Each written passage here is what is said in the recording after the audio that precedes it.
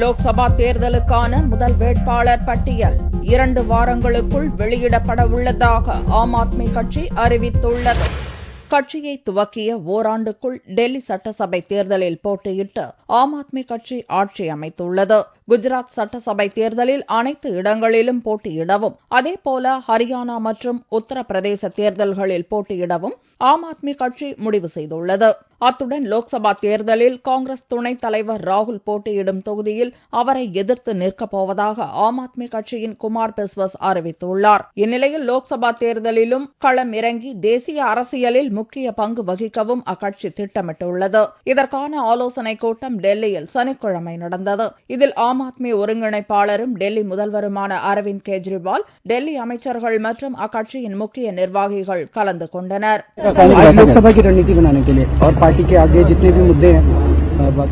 லோக்சபா தேர்தலுக்கான முதல் கட்ட வேட்பாளர்கள் பட்டியலை இன்னும் 2 வாரங்களில் வெளியிட ஆம் ஆத்மி கட்சி திட்டமிட்டுள்ளது.